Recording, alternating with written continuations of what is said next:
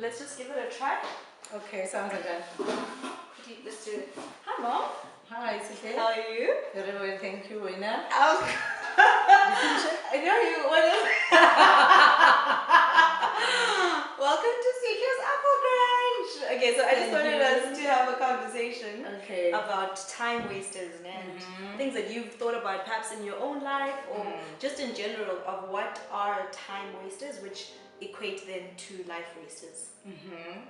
Okay, for me, time is one of the most valuable assets that we have as people in our lives.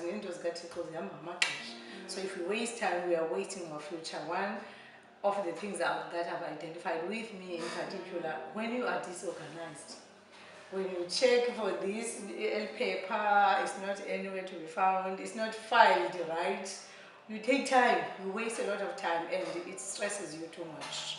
So we need to be organized. Number two, let me do number two, then you can do three. Okay. So for me, one time waster that I think I've realized is not being able to say no. Okay. Because when you can't say no, you end up saying yes to things that you don't really want to be a part of. And you're not cheerfully doing those things. And so inadvertently, you're spending your time wastefully because you don't want to be spending your time in that. Yes, that's true. You're not investing your time. You're not investing your time. Yes, not to say no, that's true. That means, that's what I would call it. The friends, depending on the type of friends, some of the friends that are there are not really direct or helping you to your vision. They are not people that you should have at that time. So to waste this time with this one, with this one, with this one, with this one. So when you don't manage yourself and also manage your friends, we should come when? At what time? And at what time? Then number three. It's time. For me, number three is when it's like television, but it's not my problem with me. Television, I want to go and do this, I have to finish this. It's a program that is attracting.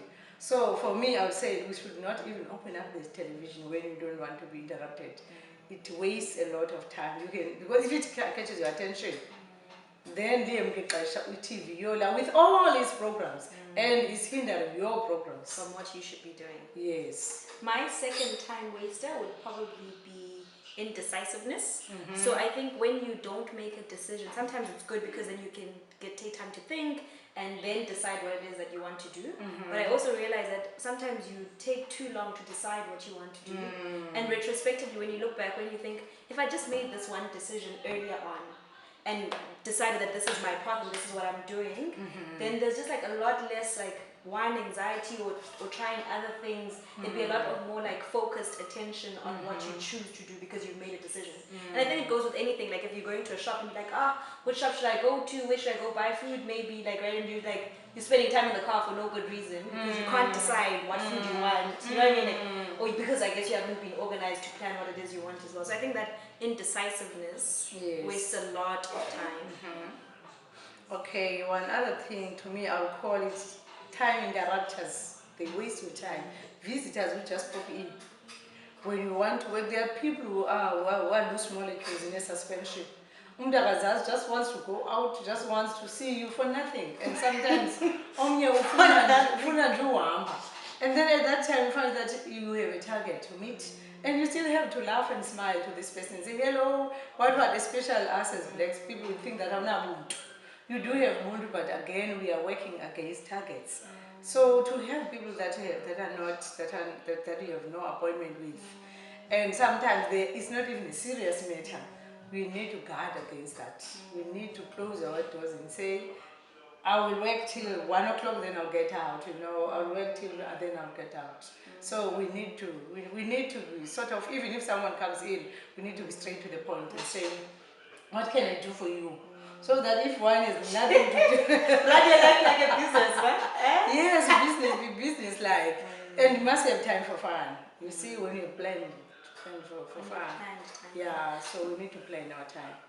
My third one is not owning your life, and I think if you don't own your life, your decisions, what you do, your mistakes, or what you do right, I think when you take no ownership over it, then there's always somebody else who is to be blamed for what you're not getting right. There's always somebody there's always an external force apart from what you're doing. So if you don't wake up, it's hereditary maybe, because in our family this is what we do, right? Like if I'm overweight, I'm like this, it just runs in my family. So I escape the decisiveness of how I eat maybe, or whether I exercise or not, and I blame it on an external force.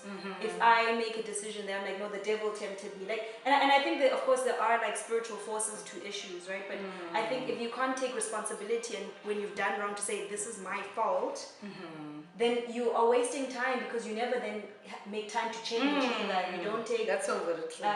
the realization that you are responsible for your life and you have ownership over your life as well, and that God has given you the grace to lead and direct your life in a manner that is in accordance with because you are the positive captain ideals of your destiny. I think in what you are saying, Gesile, what I've also seen and what I've also learned, you find that if you don't know where you are going, you don't know your destiny, then you don't know your responsibility. What are you supposed to do to get there?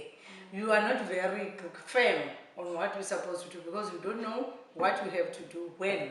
And that takes a lot of time. It's like not, for me, one other thing that's waste time for our children in this case is that one, if your child does not listen at a very early stage, receive, apply into those things, we find that we waste a lot of time trying to correct those habits that should have been corrected earlier on. That takes the whole life of someone trying to correct those habits, and it's a waste of time. Someone should be productive at that time, but now we continue to do remedial work, you know, and doing unlearning. Something that one should have done it right first time. We need to learn to do things right first time. That's true. Give me an example, no? Like for instance, uba umntana usithi makavuke ngo-6 every day. If that child was trained to wake up, engazuthi xa eseteshiya efika afune angavuki. Like for instance, angayi esikolweni, omnye agude umini yoviwo. Omnye angathindi classes because ulele akakho well trained. If that person received training, then that person is train your mind, train your body, you know, to the render solutions. It's full training, so that you avoid mistakes and habits that could, you know, and not to risk your destiny soon. That was my same fourth time waster. I think keeping habits that are not productive in your life. And a verse that I have for that is Solomon, Songs of Solomon 2 verse 15. Remove from us, Lord, the small foxes that ruin our gardens before they bloom. And I think like those small things that you do, and sometimes you're like, whatever, it's just like it's how I do things, right? Like, and I think not acknowledging those habits and the fact that this actually is detrimental in the long run, and it will detriment either my relationships or how I work with people or my professional life or how I raise children. Like I think like this, or how I am in society as a citizen, or my leadership style, or just like those small habits. If you lie small lies, if you steal small theft, like, you know, and how bad habits always grow when they're not curbed. Which is what God says in His Word. God said to her, is it, you know, when you take this news out from years. In fact, years, everything, how small it is, it may seem to be small. To say sorry, it's small, but it may ruin the relationship which is sorry. To have pride, when you have it may ruin. Those are habits that we need to learn as we grow up, and we try to curb our bad habits. Little things like procrastinating. That's another time we still keep on procrastinating. I know, so I'll do this, I'll do this, and tomorrows will never end. Tomorrows will never end. And I know that I'll be rich one day.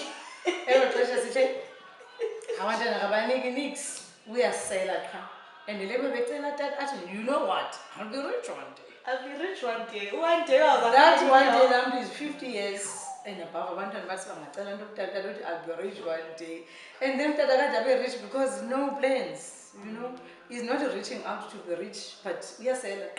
So some of those habits really we need to correct them as early as we can. As early as we can. Okay, so those are some of the time wasters that we've discussed. If you have any ideas or anything that you've realized a time waster in your own life, Please share in the comments section. And cell phone. Oh, it's Wow. The cell phone. Yeah, The that's cell true. phone. You need to manage your phone. There's